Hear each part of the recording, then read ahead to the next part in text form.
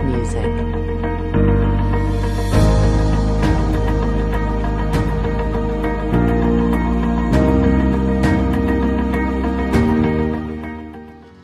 Selamat pagi, shalom. Shalom yang di atas. Ya, puji Tuhan. Bapak Ibu saudara-saudaraku, kita bersyukur kembali kita beribadah pada hari ini. Kasih karunia Tuhanlah yang mampukan membuat kita bisa kembali beribadah. Bersyukur kita hadir walaupun hujan lebat dari tadi pagi. Tadi ibadah yang pertama juga kita cukup ramai juga. Dan hari ini juga itu beribadah. Dan kami percaya, saya sebagai gembala yakin apa yang Anda hari ini lakukan, Anda beribadah tidak akan pernah sia-sia. Amin ya. Tuhan akan bekerja dalam kehidupan kita. Bapak Ibu saudara-saudara, dalam 2 hari yang lalu saya terus berdoa apa yang mau dibagikan kembali kepada kita pada hari Minggu ini. Kemarin saya terus bergumul apalah ya Tuhan gitu. Sampai saya tanya istri saya bilang sama istri saya, yang apa ya topik yang bagi minggu ini, kayaknya saya kok gak dapat sesuatu gitu ya. Artinya gak dapat sesuatu itu kesan yang kuat untuk membagikan sesuatu. Pagi tadi saya coba merenung, lalu sepertinya ada di dalam hati saya membagikan yang sederhana, yang saatnya sebenarnya kita tahu, tapi seringkali itu pula yang kita tidak lakukan. Gampang, simple, tidak perlu penjelasan lebih lagi. Tapi itu juga lah yang seringkali kita tidak kerjakan atau jarang ya menjadi orang yang konsisten melakukannya. Saya mencoba merenung dan saya menemukan ayat ini. Dan saya akan coba bagikan kepada kita untuk kita belajar bersama-sama. Nah, bagaimana? Siap saudaraku? Siapkan catatan Anda, Alkitab Anda, dan kita akan mulai.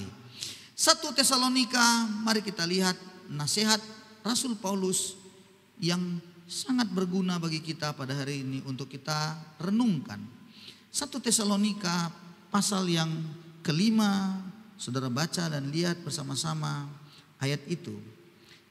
1 Tesalonika pasal 5 ayat yang ke 16 sampai 18. Ini adalah ayat yang bisa dikatakan tersingkat. Ayat yang terpendek di dalam Alkitab. Dia hanya 2 kata, tetapi dia sudah termasuk dalam satu ayat. Nasihat-nasihat ini di dalam 1 Tesalonika 5 itu adalah nasihat Paulus kepada jemaat di Tesalonika agar mereka memiliki sebuah bagaimana sebuah pekerjaan, hal yang dilakukan dalam hidup sehari-hari. Kalau kita membaca nasihat-nasihat itu, ayat yang ke-12 misalnya, supaya kita menghormati mereka yang bekerja keras di antara kamu, katanya. Hormatilah yang bekerja keras, yang memimpin kamu dalam Tuhan dan yang menegur kamu. Paulus berkata kepada jemaat itu, hormatilah para pemimpinmu, para penatua yang sudah memimpin kamu dalam Tuhan. Dan kamu harus menjunjung mereka dalam kasih karena pekerjaan mereka. Lalu kemudian hiduplah damai, katanya, seorang akan yang lain. Ini bicara tentang kehidupan sehari-hari di dalam hidup bergereja. Kemudian nasihati yang lain, tegur yang hidupnya tidak tertib, ingatkan, katanya. Hibur mereka yang tawar hati dan perhatikanlah supaya jangan ada yang membalas kejahatan dengan kejahatan. Lalu masuk pada alinea selanjutnya. Nah, ini yang kita mau belajar. Bersukacitalah senantiasa, ayat 16 kita baca bersama-sama sampai 18. 2, 3 ya. Bersukacitalah senantiasa, tetaplah berdoa, mengucap syukurlah dalam segala hal. Sebab itulah yang dikehendaki Allah dalam Kristus Yesus bagi kamu. Ayat-ayat ini saya percaya Anda sudah tahu, tidak perlu penjelasan detail. Tafsiran-tafsirannya atau dalam bahasa-bahasa aslinya saya rasa tidak perlu lagi. Anda bisa menangkapnya dengan begitu terang benderang di dalam pikiran saudara. Tetapi saya harus mengingatkan karena ini sebuah nasihat penting. Karena ini yang ketiga hal ini seringkali juga kita langgar dalam hidup ini. Yang pertama pertama, bersukacitalah senantiasa. Bersukacitalah senantiasa. Kata bersukacitalah itu perintah. Maka ada sebuah perintah kepada kita jemaat, yakni bersukacita. Rupa-rupanya kalau kita belajar dari Rasul Paulus dalam menjalani hidupnya yang penuh dengan lika-liku, penuh dengan penderitaan, dia masih memberikan sebuah contoh teladan yang mengatakan bersukacitalah. Dalam kitab Filipi lagi kalau kita membaca dengan lebih detail bagaimana dia berkata kepada jemaat itu, bersukacitalah senantiasa, sekali lagi kukatakan bersukacitalah. Padahal kalau kita membaca kitab Filipi, dia berada di penjara pada waktu dia mengatakan itu. Filipi 4 ayat yang keempat berkata, bersukacitalah senantiasa dalam Tuhan, sekali lagi kukatakan bersukacitalah. Jadi bersukacita itu adalah sebuah keputusan dalam hidup ini. Ingat baik-baik saudara-saudaraku, putuskan dalam hidup Anda untuk Anda setiap hari bersukacita. Dan bersukacita itu adalah bersukacita di dalam Tuhan. Bukan bersukacita karena engkau menang P3K. Haleluya, katakan amin. Yang menang P3K hari ini, haleluya, puji Tuhan. Saya yakin Anda pasti memberi persepuluhan Anda. Haleluya. Saya yakin persembahan pasti akan naik. Haleluya. Amin saudara-saudara. Tapi bagaimana kalau tidak menang? Bagaimana kalau Anda tidak menang, gagal ujian itu? Apa yang Anda lakukan? Saudara-saudara, apa yang Anda lakukan? Apakah Anda tidak bisa bersukacita? Bersukacitalah dalam Tuhan. Itu artinya keputusan Anda bersukacita itu Anda lihat dari sudut pandang Tuhan, bukan dari sudut pandang dunia ini. Bersukacita tidak lagi menjadi sebuah hal yang menurut Anda semua karena materi, karena dunia ini, kesenangan dengan semuanya yang ada dalam dunia ini. Bukan. Bersukacitalah itu keputusan Anda karena Anda bersukacita di dalam Tuhan. Amin saudaraku. Paulus ada di penjara tapi dia masih bisa menuliskan suratnya di Filipi kepada jemaat Filipi berkata bersukacitalah senantiasa. Dan saudara dan saya harus berupaya setiap hari latih dirimu untuk bisa bersukacita. Halo, latih. Jangan tidak ada uang, hilang sukacitamu. Ada orang, ibu-ibu, dia tidak ingat apa-apa. Tapi kalau uang di bawah tilamnya, dia ingat. Karena sukacitanya tergantung dari uang itu. Sukacita Anda tidak tergantung dari semua yang ada di dunia ini. Dan kalau Anda melakukan dalam diri Anda sukacita itu berarti Anda sedang mengatakan kepada hidup Anda, aku mau tetap berada di dalam jalurnya Tuhan. Karena Anda bersukacita, itu perintah. Nehemia kalau Anda lihat pada pasal 8 ayat 10 berkata ada sebuah kalimat di situ, sukacita karena Tuhan, itulah perlindunganmu. Sukacita karena Tuhan, itulah perlindungan. Nehemia 8. Jadi saudara dan saya kalau bersukacita, Anda ada sebuah perlindungan dalam hidup Anda. Dulu saya nggak ngerti ayat itu. Kok bilang perlindungan? Sukacita karena Tuhan. Baru saya mengerti ketika saya banyak mendengar khotbah-khotbah orang-orang yang mantan paranormal, mantan dukun-dukun. Apa dia katakan? Dia bilang orang yang suka depresi, orang yang senantiasa sedih, orang yang banyak sakit hati, katanya gampang sekali disantet. Tapi orang yang bergembira, orang yang riang, sulit katanya. Dan nyaris tidak bisa untuk ditembus dengan santet.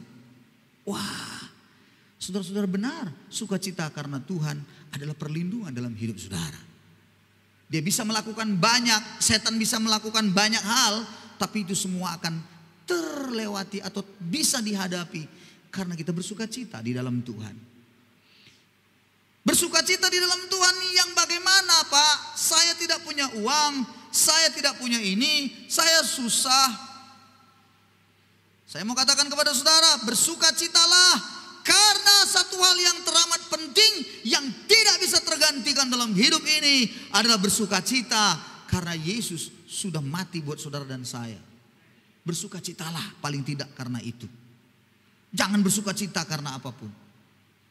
Paling tidak Anda bersuka cita, Tuhan sudah menebus aku, menyelesaikan dosaku. Aku mau bergembira, aku mau beriang-riang karena Tuhan menyelamatkan aku. Itu satu yang harus kita taruh dalam diri kita. Latih. Latihlah saudara-saudaraku, latihlah. Bersuka citalah. Maka saudara-saudara, saya lompat dulu ke hal yang kedua. Yang poin 3 itu mengucap syukurlah dalam segala hal. 3 hal, tetap berdoa, mengucap syukur, ini 3 hal yang harus terus ada dalam diri kita. Tapi saya lompat, mengucap syukurlah dalam segala hal. Mengucap syukurlah adalah, itu juga perintah. Rupa-rupanya saudara-saudaraku, ada sesuatu yang pastinya kita peroleh kalau kita mengucap syukur. Ingat baik-baik, berapa banyak orang tidak sadar bahwa ada sesuatu yang sangat indah kalau kita mengucap syukur. Mengucap syukur lawannya adalah mukeke atau bersungut-sungut. Tidak ada ini, mukanya langsung seperti kena tendangan penalti begitu. Muncungnya langsung ke depan. Sulit kali mengucap syukur dalam hidup. Berat rasanya dalam dia menjalani hidup ini. Ingat ya, dengarkan saya baik-baik. Saya suka melihat orang, kenapa dia sakit-sakitan? Dengarkan saya, ini penting. Kenapa dia apa-apa sakit? Sakitnya pun bermacam-macam. Kenapa? Saya bisa memastikan satu hal penting adalah dia tidak bersuka cita atau jarang bersuka cita atau tidak melatih dirinya bersuka cita dan tidak melatih dirinya mengucap syukur senantiasa. Dengarkan saya ibu-ibu, apa yang kau peroleh, apa yang kau dapat dari suami, pekerjaannya atau apa yang kau lakukan kau dapat, dan kau tidak mengucap syukur dengan itu sedang menunjukkan bahwa Anda sedang mengatakan Tuhan tidak adil. Tuhan itu tidak adil dalam hidup saya. Enggak saudara. Mengucap syukur itu artinya begini sebenarnya. Kita sedang berkata kepada Tuhan bahwa aku percaya kepadamu Tuhan, Engkau yang berdaulat dalam hidup saya. Sehingga hari ini aku begini, ini semua atas izinmu, atas kasihmu untuk saya. Itu sebenarnya pengertian mengucap syukur. Yang kita harus ingat dalam kita menjalani hidup, pengucapan syukur itu harus dalam segala hal. Artinya bukan cuman waktu senang, waktu berkat. Dalam susah pun kita harus mengucap syukur. Setuju dengan saya? Amin saudaraku. Iya. Cobalah latih diri Anda, cobalah latih. Setiap hari coba latih. Percayakan dirimu kepada Tuhan dengan berkata, aku mengucap syukur kepadamu Tuhan dalam hidupku apapun yang terjadi. Waktu kita datang kepada Tuhan, kita bawa apa? Apa yang kita bawa kepada Tuhan? Yang kita bawa satu adalah ucapan syukur. Kami bawa korban pujian ke rumahmu ya Tuhan. Korban apa? Kegirangan ke rumahmu ya Tuhan. Korban ucapan syukur. Perhatikan baik-baik. Korban ucapan syukur. Korban. Korban itu sakit atau senang? Sakit ya. Hewan kurban itu menderita, hewannya kurban. Sakit itu. Penderitaan bagi hewan itu kan disembelih. Waktu kita sakit, waktu kita kekurangan, waktu kita menderita, waktu kita mengalami masalah, tapi kita berkata kepada Tuhan, aku mengucap syukur kepadamu ya Tuhan. Dengarkan saya baik-baik. Itulah korban sakit Anda.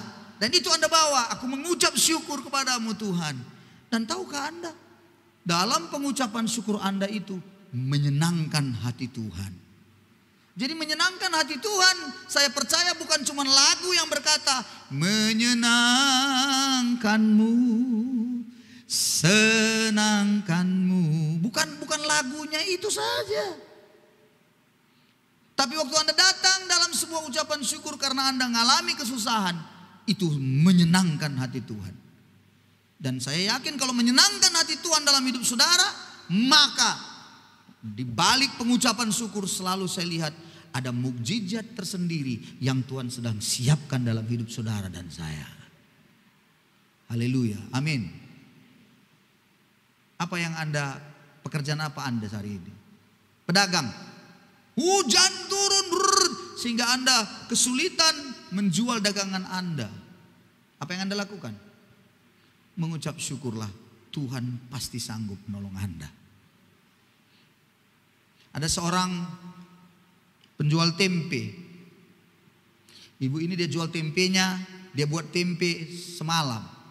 Entah bagaimana, entah kurang raginya, entah kurang apanya, tempe itu tidak jadi atau setengah jadi. Enggak bisa sebenarnya digunakan atau dimakan dulu atau digoreng atau diupayakan, enggak bisa. Pokoknya setengah masak. Dia bingung bagaimana, tapi karena dia melatih dirinya mengucap syukur. Ini perhatikan baik-baik. Dia bawa tetap dagangan tempe yang tadi setengah masak itu. Dan kemudian dia di situ mengucap syukur, dia sudah percaya Tuhan pasti berkehendak yang luar biasa, berdaulat atas semua ini. Dan dia tidak menggerutu, menyalahkan dirinya yang kelihatan menurut dia bodoh, tidak. Dia percaya kemarin dia sudah lakukan seperti biasanya, tapi kenapa ini kok jadinya kok cuma setengah jadi tempe ini. Dia jual. Orang beli tempe, tengok orang, wah setengah jadi, nggak beli. Tapi dia percaya pasti Tuhan punya rencana. Akhirnya datanglah mukjizat itu. Ada 2-3 orang anak mahasiswa datang mencari-cari di situ. Dia mencari-cari. Lalu ibu itu ditanya, ibu jual tempe? Iya, tapi ya setengah jadi. Apa kata mahasiswa itu? Itu yang kami cari ibu. Karena kami mau praktek. Itu bahan praktek kami. Jadinya waktu dilihat, wah kami cari yang susah kali kami mencari. Ternyata ada rupanya tempe yang setengah jadi. Kami beli. Ibu itu menjualnya dengan harga yang lebih naik sedikit karena setengah jadi. Harusnya jadinya itu kan lebih mahal karena dia tahu perlu. Ya nggak salah kan. Setuju saudara-saudara? Karena dia bilang ini yang kami cari ibu. Udah kemana keliling kami. Ini aduh gini. Karena dia tahu berarti mereka perlu. Sebagai pedagang, namanya otak pedagang. Kan tidak ada salah bukan? Nggak berdosa bukan? Dia naikkan harganya. Karena tidak ada. Hanya dialah penjual tempe setengah jadi di tempat itu. Dia naikkan. Apa kata Mas? Enggak apa-apa ibu. Kami daripada kami capek jadi, kami ambil semuanya. Dan ternyata dia dapat untung lebih banyak daripada tempe yang jadi. Haleluya saudara-saudara. Tuhan punya 1001 macam cara. Nah, kalau Anda bersyukur, pasti Tuhan bisa lakukan sesuatu. Tapi bersungut-sungutlah. Nah, bikin. Bikin ibu, bikin. Buatlah. Dengarkan saya. Yang wanita yang belum menikah. Dengarkan ya, wanita yang belum menikah. Sebenarnya yang sudah menikah pun sama juga sih. Tapi saya khusus yang belum menikah. Saya suka memperhatikan. Kenapa ada wanita yang penampilannya tidaklah terlalu apa. Terus tempelannya juga enggak terlalu begitu. Normal saja, santai, sederhana. Bodinya juga enggak lah kayak gitar Spanyol begitu ya. Ya kayak tong-tong sikit lah gitu ya. Tapi yang menariknya saudara-saudaraku yang membuat kenapa orang senang sama dia? Kenapa banyak laki-laki sepertinya tertarik padanya? Padahal nengok postur badan, nengok wajah, kayaknya kurang meyakinkan. Anda tahu, dengarkan saya ini buat wanita-wanita ini semua.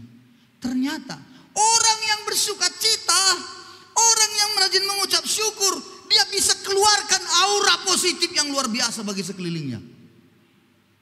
Halo, wanita yang hari ini masih bingung. Halo, yang belum dapat jodoh, aku kasih tahu padamu hari ini. Ini rahasia penting ini. Untuk apa? Cantik sekali luar biasa, didandani luar biasa. Dengan bodinya diatur bagaimana supaya nampaklah betul-betul seksi sekali bagaimana. Mohon maaf, orang melihat kadang-kadang muntah juga. Ini mohon maaf ya saudara-saudara. Kenapa orang buat begitu pada Anda atau melihat Anda seperti itu? Jawabannya, aura yang Anda keluarkan itu aura yang selalu negatif. Enggak bersuka cita. Ketemu orang ya asal ngomong, inilah hidup. Walaupun Anda ditempel-tempel tapi muka Anda begini. Muka Anda kayak pepaya muncung lonjong itu semuanya. Enggak laku. Aku kasih tahu. Aura yang Anda tampilkan. Ini sekarang tuh ibu-ibu. Ibu-ibu kalau enggak bersuka cita, enggak mengucap syukur, ditengok suaminya, ya ampun Tuhan, tolong. Suaminya pun melihat dia, oh Yesus, kenapalah ini Tuhan? Kok bisa jadi begini dia Yesus? Tolong saya. Pasti saudara-saudaraku. Nah orang kadang-kadang gak yakin kalau dia melakukan perintah ini, bersukacitalah dan mengucap syukurlah. Ini dia enggak, rasanya dia pikir ya itu biasa-biasa. Enggak yakin dengan itu. Anda akan kehilangan berkatnya dari situ. Setiap firman perintah Tuhan kalau kita lakukan pasti ada sesuatu yang kita peroleh. Amin saudara-saudara. Iya. Bapak-bapak juga gitu. Coba nggak pernah bersuka cita, marah saja. Ada loh laki-laki begitu ku tengok. Ya di sini sih nggak ada. Maksudnya nggak ada yang ngaku. Marah saja, apa-apa, emosi saja. Rasanya mau ditumbuk halus saja. Bersungut-sungut saja. Bayangin saudara-saudara. Ada suami yang tak bisa terima istrinya kurang cantik. Dengarkan bapak, kalau kamu istrimu cantik, camkan yang kubilang, kasih dia uang lebih. Jangan sama dengan uang bulanan 3 bulan 4 bulan yang lalu. Karena untuk merias wajah itu, rambut saja 150.000 sekali sterilkan begini saudara. Belum lagi yang ininya, belum lagi lipstiknya. Terus kau kasih sama uang bulanan seperti yang lalu. Amit-amit. Jadi kalau dibilang, wah istri yang cantik luar biasa. Ingat, istrimu kalau kau cantik kali kau bilang istrimu, banyak biayanya. Pengeluaranmu nambah. Lebih bagus istrimu apa? Bersuka cita senantiasa. Amin. Mengucap syukur dia senantiasa. Ajarin itu Bapak. Ingatkan itu.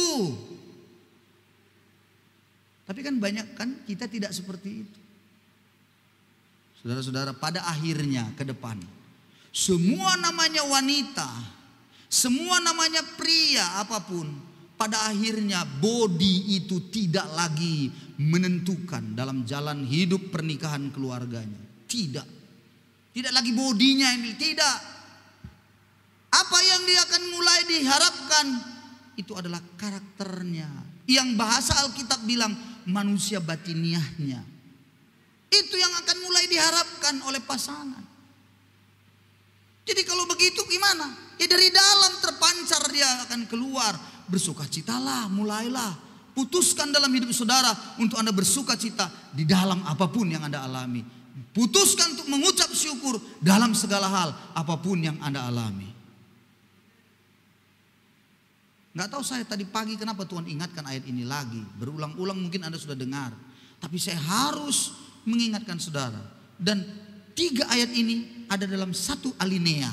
Artinya satu kesatuan, tidak terpisahkan. Satu alinea 16 sampai 18 ini. Jadi Anda coba usahakan setiap hari. Amin saudara-saudaraku. Amin ya. Enggak mungkinlah Tuhan biarkan Anda. Enggak mungkin. Percayalah. Seperti ibu tukang tempe tadi. Enggak mungkin Tuhan akan tinggalkan dia kalau dia tetap bersukacita dan mengucap syukur. Bersukacitalah Anda. Bangun pagi coba. Apa yang Anda lakukan? Apa yang di dalam benak pikiran Anda? Halo? Apa yang di dalam benak pikiran kita? Apa pula ada yang bangun pagi langsung lemah dia. Nagole, soya. Begitulah ucapannya. Soya. Ditanya sama malaikat, hana ina. Dijawabnya, ada gefe soya. Cobalah bayangkanlah begitu. Apa enggak satu hari itu rontoklah semangatnya. Karena orang yang bersemangatlah yang mampu menaklukkan penderitaannya, kata Alkitab. Semangatlah Anda. Jalani hidup ini, bersukacitalah. Bersukacitalah. Walaupun Anda mungkin punya sakit, bersukacitalah. Ada sakit yang Anda derita, ada sakit yang Anda alami, bersukacitalah. Usahakanlah. Aku pun kadang-kadang diingatkan istriku, udahlah istirahat dulu Pak. Kau perutmu lagi masih sakit lagi. Gak bisa itu, aku bilang. Aku justru makin di rumah gak bisa aku tenang. Bagus aku pergi. Kemana kau Pak? Gak ada kegiatan pelayanan. Ke gereja aku. Ngapain kau ke gereja? Melihat orang kerja. Makanya di lantai 2 itu ku tengok-tengoklah selalu mereka. Nah, sebagai info. Udah 18 tiang. Tinggal 13 tiang lagi. Udah ku hitung. 13 tiang kali 2 juta. 26 juta lagi. Selesai semua tiang. Dari mana uangnya itu selama ini? Ya Anda memberi. Ada yang menelepon saya, Pak aku 1 tiang. Oke. Ada yang memberi apa? Enggak, itu luar biasa. Nah, kalau saya di rumah saja duduk-duduk kayak menerima sebuah kenyataan, inilah aku Tuhan.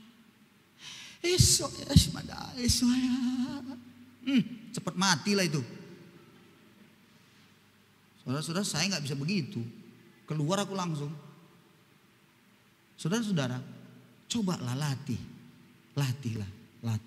Amin saudaraku, bersukacita, latih. Istriku kalau masak, kalau aku tengok dia bergembira, senang aku. Betul nggak bapak-bapak? Kalau istri kita bergembira, begitu saya bangun, papa, udah bangun kau Pak? Sudah, suaramu luar biasa, membangunkan satu gang nyanyimu. Kan semangat ya kan saudara, amin ya. Luar biasa, lalu peluk dia luar biasa. Iya. Tapi coba kalau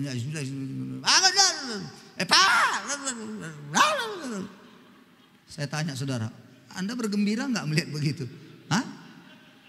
Pasti rasanya gondoknya luar biasa, bukan?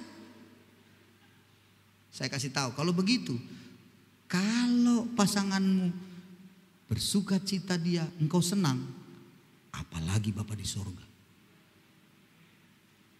Apalagi Bapa di sorga. Coba kau datang kepada Bapa di sorga. Tuhan Yesus. Malaikat bilang cup. Hai. Coba kau datang dalam sebuah sukacita perasaanmu. Ya kau punya masalah, tapi kau cerita dengan sebuah rada yang yakin, mengucap syukur, Tuhan pasti tolong. Setuju saudara-saudara? Coba ibu-ibu, senang gak kalau suaminya itu marah-marah? Senang? Mana? Kalau perlu pun disalibkan aja tuh suami kan? Iya. Ngapain juga? Siapa begini mau gondoruo ini ada di rumah kan begitu? Setan ini semua. Pasti kita ngomel-ngomel. Tapi coba kalau kita bersukacita. Makanya saya bilang tadi, orang yang bersukacita, orang yang mengucap syukur, auranya itu beda yang ditampilkannya. Sukacitalah Anda. Jangan terpengaruh oleh orang lain, jangan terpengaruh oleh siapapun. Putuskan dalam hidup saudara, saya mau bersukacita dalam apapun keadaan saya. Dan mengucap syukur, Anda akan lihat ada sesuatu yang indah Tuhan sediakan dalam hidup saudara. Haleluya, amin. Nah yang ketiga, yang terakhir, tetaplah berdoa. tetaplah berdoa. Kata tetaplah ini sebenarnya sebuah pernyataan di mana kita bisa lupa. Karena tetaplah berarti kadang-kadang ada lupa-lupanya. Lupa-lupa doa ini disebabkan banyak faktor memang. Malas, sibuk, terus banyak pula beban pikiran, akhirnya gak berdoa lagi. Rasanya sia-sia, macamlah alasan-alasannya. Tapi menurut Alkitab, kalau orang yang berdoa, Alkitab yang menyatakan, bukan saya. Allah menjanjikan, Anda akan memperolehnya apa yang Anda doakan. Di dalam Efesus pasal 3 ayat 20 berkata, bagi dialah yang sanggup menjawab jauh lebih banyak lagi daripada apa yang kita minta atau kita doakan.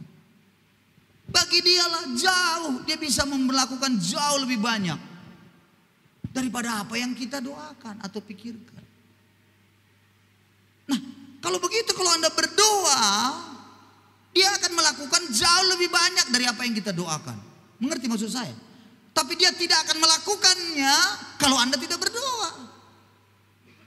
Martin Luther berkata, seorang yang berdoa itu menyatakan bahwa setengah pekerjaannya sudah selesai hari itu.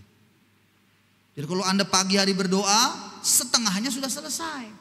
Luar biasa bukan? Tapi kita seringkali apa? Nggak punya waktu. Sibuk. Banyak kerjaan saya. Repot ngurus anak-anak. Ini biasanya ibu-ibu ini. Nggak ada waktu Pak. Macam lebih sibuk aja daripada malaikat. Ingat, semua orang dikasih Tuhan hak yang sama dalam waktu. Jumlahnya 24 jam satu hari. Tidak ada yang lebih, tidak ada yang kurang, semua sama. Nah, bagaimana orang memperlakukan waktu-waktu ini? Dia melakukan segala sesuatu, dia setting, dia atur waktu-waktunya. Salah satu yang harus Anda taruh di dalam agenda Anda setiap hari itu adalah doa. Bukan yang lain. Dan waktu Anda melakukannya, Alkitab berkata, Tuhan akan melakukan jauh lebih banyak dari apa yang kita doakan. Yakobus 4 ayat 23 ayat 2 dan 3 sorry. Yakobus 4 ayat 2 dan 3 ayat 2-nya saja bilang begini. Kamu iri hati, kamu marah-marah, ya kan? Lalu kamu bertengkar, kamu nggak dapat tujuanmu, kamu nggak mendapat apa-apa. Kenapa? Ayat itu berkata, karena kamu tidak berdoa. Aneh, ada orang ingin mendapatkan sesuatu dari Tuhan, tapi dia tidak pernah berdoa. Itu aneh. Dan jangan ada dalam pikiran saudara itu. Anda harus berdoa. Pagi hari, coba upayakan dalam hidupmu. Kalau sudah malam, usahakan walaupun sederhana doamu. Ingat saudara-saudara, doa tidak bicara tentang panjangnya doa, panjangnya kata-kata kalimat Anda. Tapi selalu saya suka doa itu lebih kepada sebuah kerinduan dari hati untuk menemui Tuhan. Jadi doa itu komunikasi, iya kan? Cerita, komunikasi. Ngomong.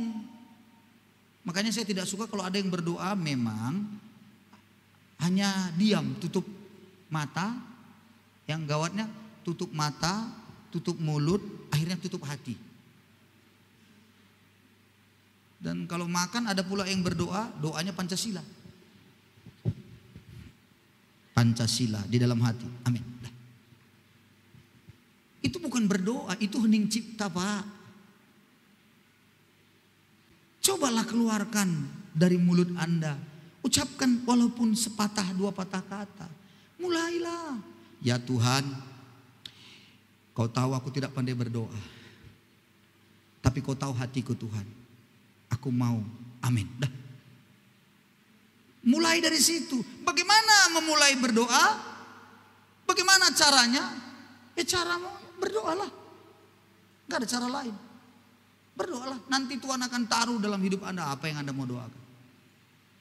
Dan waktu Anda berdoa, Anda menaikkan sesuatu, menyampaikan komunikasi sama Tuhan, Tuhan juga senang. Amin saudaraku. Coba jujur. Kalau ada anak-anak kecil, masih bayi nih ya, kecil begitu ya. Terus dia mulai ngomong, omongannya nggak jelas pasti. Dia cuma ngomong begini,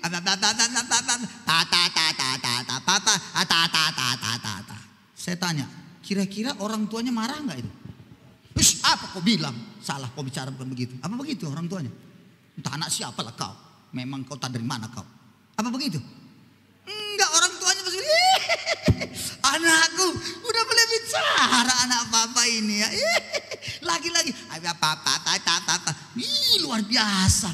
Udah pinter anak papa. Padahal nggak jelas tahap dibilangnya. Ngerti maksud saya? Makanya kalau ke Tuhan bisa udah, itu juga luar biasa kalau ada sama Tuhan. Anda mengerti maksudnya saudara-saudaraku? Kenapa Anda tidak melakukannya? Tuhan ngertilah. Nggak mungkin Tuhan tanya, apanya maksudmu itu? Mungkin malaikat tanya, dia makasumur kawa. Nggak ada ditanyanya begitu, nggak ada ditanyanya. Bayangin saudara, pasti senang, gembira, anaknya mulai ngomong. Jangan pula ada seorang atau keluarga, satu keluarga saudara, anaknya lahir, senang dia, senang kali. Anakku, baik sekali, tidak rewel, tidak ribut, tidak ada dia apa. Diperiksa ke dokter satu kali sakit, ternyata bisu. Tanyakan kiri kanan, apakah engkau bisu? Tanya dulu kiri kanannya. Jadi rupanya begitu dia kayak itu senangnya luar biasa orang tua itu. Walaupun nggak ngerti, kenapa? Itu artinya tidak bisu, ngerti? Ngerti maksudnya? Coba saya kasih tahu pada saudara, wanita atau pria yang biasanya pendiam? Jawab saya. Bapak-bapak, wanita atau bapak yang suka pendiam dalam rumah? Jawab saya. Bapak, enggak usah takut, jangan aku bela kau nanti sama istrimu, enggak apa-apa. Mana? Pasti yang pendiam itu bapak. Itu setelah menikah kan? Coba kalau sebelum menikah. Sebelum menikah bagaimana? Wanita itu pendiam. Iya Pak. Kemana kita dikit-dikit? Sudah. Betul. Sebelum menikah gitu Bapak. Makanya kau sudah tertipu.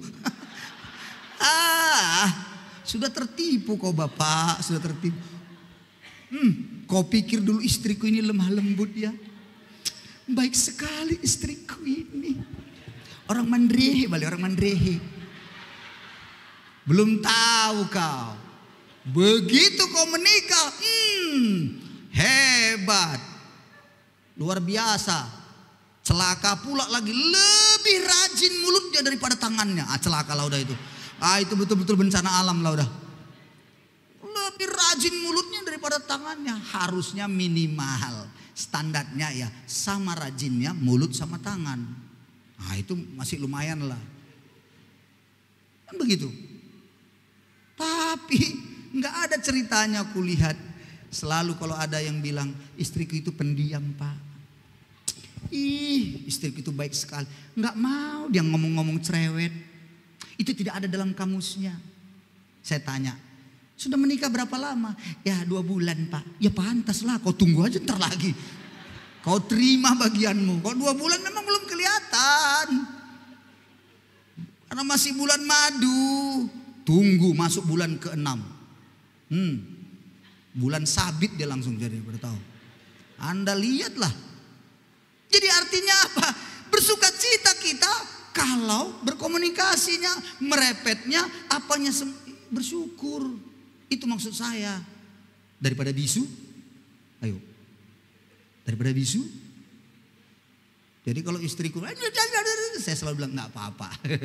Dalam hatiku, daripada bisu. Lebih bagusnya merepet daripada bisu. Jadi kalau kita dengan Tuhan, kenapa kita tidak ungkapkan sama Tuhan? Kenapa kita lontarkan sama pasangan kita? Kenapa kita suka kali lalu kita hajar sekeliling kita? Kenapa kita tidak ngomong ke Tuhan? Sampaikanlah ke Dia. Karena itu komunikasi. Dan jangan lupa, Tuhan sangat senang. Amin. Bilang kiri kanannya, Tuhan sangat senang. Bilang, ya. Tapi ujungnya bilang, maka berdoalah. Amin, saudara-saudara ya. Jangan tidak berdoa ya. Coba putuskan hari ini. Putuskan, saya mau tetap berdoa. Apapun yang terjadi, aku akan terus berdoa. Doa itu akan mampu, selanjutnya ya, memberikan kepada kita kemenangan. Kalau kita membaca dalam kitab Markus 9 ayat 29, ayat dalam kisah itu berkata Yesus mengusir roh jahat dari seorang yang bisu. Orang ini dibawa ke murid-murid.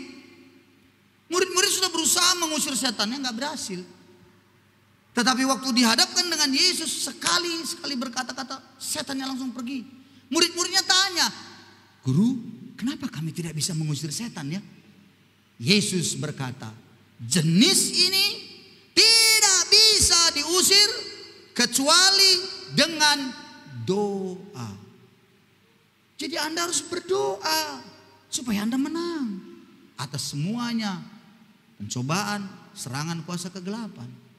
Amin saudaraku. Doa juga akan memberikan kita kemampuan atau pertolongan dari persoalan hidup kita. Karena memang doa itu luar biasa. Yakobus 5 ayat 16 berkata, dua orang yang benar bila dengan yakin didoakan, sangat besar kuasanya. Yohanes mengatakan dalam kitab Yohanes pasal yang ke-16 ayat 24. Sampai hari ini, sampai sekarang kamu belum meminta apapun juga. Mintalah supaya penuhlah sukacitamu. Jadi memang disuruh minta. Minta sama Tuhan. Lewat doa-doa itu minta. Tuhan sanggup melakukan karya yang besar. Kenapa Anda tidak mau berdoa? Seringkali saya temukan bosan, jenuh, dan semua berbagai kesibukan. Itu karena Anda tidak tahu betapa hebatnya kuasa doa itu. Kalau Anda menganggap doa itu sebagai rutinitas saja, hanya laporan biasa, hanya menyatakan apa saja, itu akan membuat Anda memang ya akan semakin hari semakin malas. Tapi coba kalau Anda taruh dalam pikiran Anda, doa itu merupakan senjata luar biasa. Doa merupakan kekuatan yang dahsyat yang diberikan Tuhan pada saya untuk melakukan banyak hal. Anda pasti akan lakukan doa itu. Anda pasti akan melakukan. Tidak mesti dipaksa, tidak suruh-suruh. Karena Anda tahu ada kuasa yang hebat di balik semuanya apa yang kita doakan. Ada sebuah kisah. Saudara-saudara, seorang ahli kanker, dokter namanya Dr. Mark. Dokter ini seorang memang dokter yang ya spesialis khususnya bagian itu. Dan sekali waktu dia akan terbang ke satu kota, dari kotanya itu untuk mengikuti sebuah konferensi di mana dia jadi seorang pembicara. Konferensi itu sangatlah penting sehingga dia harus tiba sebelum acara itu dimulai. Maka dia terbang, dalam perjalanan di atas udara, di pesawat itu udah mulai banyak goncangan dan tiba-tiba pilot berkata, kita tidak bisa sampai di kota yang dituju, kita harus mendarat darurat di kota yang lain, di kota yang lebih kecil lagi, dan mereka harus mendaratkan pesawat itu di situ. Karena apa? Karena badai kencang, angin yang begitu kencang sekali. Pilot merasa takut kalau dilanjutkan, ini berbahaya. Dan tentunya semua pasti setuju penumpang daripada mati. Dan mendaratlah pesawat ini di satu kota yang lain. Dan harus lagi nanti terbang melanjutkan ke kota yang satu lagi itu. Dia turun, lalu kemudian dia mendengar sebuah pengumuman menyatakan bahwa pesawat akan terbang 10 jam lagi. Waktu dia bilang 10 jam lagi, dia mikir-mikir, dia lihat, waduh, sudah pasti terlambat. Gawat ini. 10 jam lagi terbang, itu belum tentu pasti pula nanti. Terbang lagi ke sana 1 jam setengah, 2 jam lagi, 1 jam lagi minimal, udah turun lagi, masuk lagi hotel, wah udah pasti terlambat. Dia sudah mikirin gitu. Dengan bertanya banyak orang, akhirnya dari bagian tiketing berkata, Bapak kalau mau sampai di sana bisa, tapi melalui jalan darat saja. Supaya cepat, Bapak sewa satu mobil, Bapak berangkat ke sana. Kenapa? Karena perjalanan di sana tidak terlalu panjang, tidak terlalu lama lagi, itu bisa 2 sampai 4 jam. Itu maksimalnya 4 jam. Dia mikir 4 jam ini 10 jam. Wah, dia langsung cepat-cepat dia ambil kopernya, dia langsung sewa satu mobil, dia berangkat. Dia sendiri yang membawa, dia berangkat dengan cepat. Di tengah jalan itu juga badainya begitu kencang, memang angin kencang. Dan karena mungkin begitu kencang badai itu, dia pun tidak melihat rambu kemana arah. Akhirnya dia tersesat. Dan sekali dia lihat udah salah dia, tersesatlah dia.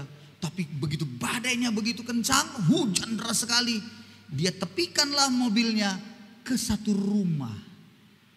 Rumahnya tidak terlalu besar, dengan harapan dia bisa pinjam telepon. Nanti dia telepon sehingga mana tahu ada orang yang bisa jemput.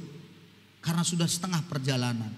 Sampailah dia di situ. Di dalam rumah itu adalah seorang ibu dengan anak yang sakit di dalam rumah itu. Bapak itu masuk, lalu kemudian ibu itu menyapa, minta tolong ada telepon, ternyata tidak ada, dipersilakan duduk. Lalu ibu itu bilang, gak mungkin Bapak lanjutkan perjalanan, belum reda Pak. Bapak tunggu sajalah di sini sampai reda. Baiklah, disiapkanlah teh, minuman, disiapkanlah kue untuk Bapak ini. Lalu ibu ini berkata, silakan Pak, sambil kita berdoa supaya hujan bisa reda, badai bisa berhenti. Dokter Mark ini bilang begini, oh saya tidak percaya tentang kuasa doa. Saya enggak, ibu sajalah, saya enggak. Oh, enggak apa-apa. Saya ke belakang ya Pak, karena saya mengurus anak saya. Baik. Lebih setengah jam kemudian sudah dilihat reda, sudah mulai tenang. Bapak ini pun berkata dia harus berangkat. Lalu kemudian dia buru-buru ke belakang mau permisi sama ibu. Tetapi yang luar biasanya, saudara-saudaraku, dia lihat ibu itu di depannya ada anaknya yang sakit seperti parah. Tapi ibu itu di situ berlutut sambil menangis terus seperti berdoa. Lalu pelan-pelan dia minta izin, Ibu, saya mau pulang kembali melanjutkan perjalanan. Ibu itu berdiri lalu menyeka air matanya. Oh iya. Bapak itu bilang, anak ibu sakitnya. Iya ini. Sakit bagaimana ini? Saya sudah bawa ke dokter di daerah sini. Semua bilang tidak ada yang bisa menjawab, menolong. Sudah hampir 1 bulan yang lalu dan saya tidak temukan bagaimana jawabannya. Tapi dokter itu bilang ada satu dokter yang ada di negara ini, di bagian negara bagian kita ini, yang bisa menolong anak ibu. Dokter itu memang spesialisnya di situ. Nama dokter itu adalah Dokter Mark. Tapi saya tidak tahu siapa orangnya Pak. Saya tidak tahu siapa orangnya dan bagaimana juga saya bisa kenal. Saya juga tidak mengerti Pak, saya juga nggak punya uang. Makanya dalam 1 bulan ini saya terus berdoa. Biar Tuhan pertemukan saya dengan Dokter Mark itu. Anda tahu. hebatnya doa itu. Waktu itu Dr. Mark itu terbingung, terpelongo, dan dia mulai meneteskan air mata. Dan Dr. Mark itu pun kagum. Dia langsung bilang, aku dokter itu ibu. Aku. Ibu itu sampai bersuka cita, tapi Dr. Mark sambil sedih. Dia langsung bilang, dalam bahasa Inggris dia bilang, God is great, katanya. Tuhan itu luar biasa. Lalu dia bilang, ternyata demi untuk seorang wanita yang berdoa sebulan lebih untuk anaknya, Tuhan izinkan badai melanda pesawatku sehingga aku harus mendarat di kota kecil ini. Dan Tuhan izinkan aku tersesat dalam badai itu supaya aku masuk ke rumah ini. Ternyata Tuhan yang mengatur sampai aku di sini. Maka kemudian dia berkata, aku ambil anakmu, biar aku bawa di rumah sakit di sana. Aku akan rawat sampai dia sembuh. Saudara-saudara, waktu saya mendengar kisah itu, saya tertegun. Saya bilang, hebat Tuhan itu. Dia punya 1001 macam cara untuk menolong setiap kita yang berharap padanya, untuk membantu kita dalam semua kesulitan dalam hidup kita. Mengapa engkau tidak lakukan itu? Mengapa engkau tidak percaya dengan kuasa doa itu? Mengapa engkau seolah-olah bermain-main dan menganggap bahwa COVID-19 lebih hebat daripada doa-doamu, sehingga kau tidak ke gereja-gereja? Mengapa kau merasa lebih hebat lagi semua sakit penyakit dalam rumahmu? Mengapa kau tidak naikkan doamu dan percaya bahwa Tuhan yang kusembah jauh lebih hebat dari apapun juga? Hari ini saya mau ajak saudara hari ini, bangkitkanlah semangat doamu lagi. Dengar, yang tidak mungkin bisa menjadi mungkin, yang mustahil menjadi bisa karena Tuhan. Jangan kau pandang dari semua apa yang hari ini terjadi padamu. Pandang kepada Dia yang sanggup melakukan jauh lebih banyak daripada apa yang kau minta hari ini. Kau punya penderitaan, kau punya kesusahan, camkan apa yang kukatakan. Terlalu kecil bagi Tuhan kesusahanmu itu. Terlalu kecil semua masalah yang kau hadapi bagi Dia. Terlalu gampang Dia akan mampu menolong Anda dan saya. Haleluya, saudara-saudaraku. Mengapa engkau tidak berkata kepada Dia, tolong aku Tuhan, ini hidupku. Lalu engkau akan bersuka cita dan mengucap syukur dalam hidupmu. Dan engkau akan lihat yang tidak mungkin terjadi itu bisa mungkin Tuhan lakukan. Haleluya, amin saudara-saudaraku. Pulanglah engkau hari ini. Saya akhiri khotbah ini. Pulang kembali engkau. Bersemangat lagi engkau dalam doa-doamu. Naikkan doa sapatmu dan puji Dia, sembah Tuhan dalam hidupmu. Kau akan lihat langkah-langkah dalam hidupmu akan dituntun oleh Tuhan sampai pada akhirnya. Mungkin memang perlu sebuah terobosan lama mungkin yang harus kau doakan. Iya, tapi percayalah Dia akan menolong engkau dengan caranya. Amin. Dengan caranya, bukan dengan cara Anda. Coba perhatikan Dr. Mark tadi. Dijawab Tuhan doa ibu itu. Kenapa? Karena ada sesuatu hal yang penting. Tuhan ingin tugaskan Dr. Mark ini menemui ibu ini. Tidak ada yang tahu cara Tuhan. Itu sebabnya sebuah perumpamaan dibuat oleh Yesus tentang seorang perumpamaan seorang janda yang berdoa. Dalam perumpamaan itu Yesus berkata, tujuan perumpamaan itu supaya tidak lagi kita menjadi orang yang berdoa hanya sebentar atau hanya sekejap. Harus berdoa dengan tidak jemu-jemu. Seorang janda yang punya masalah, dia datang kepada hakim yang kejam itu, yang lalim, tidak mengenal Tuhan, tapi dia tidak peduli. Dia terus bermohon, bela hakku Pak Hakim, bela hakku Pak Hakim.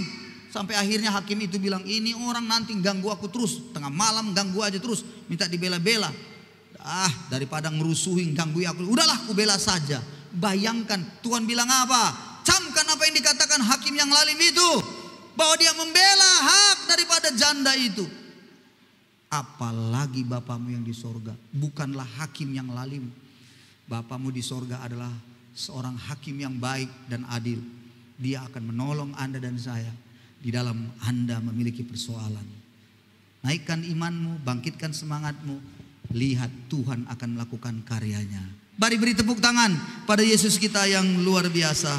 Amin. Mari datang pada Tuhan.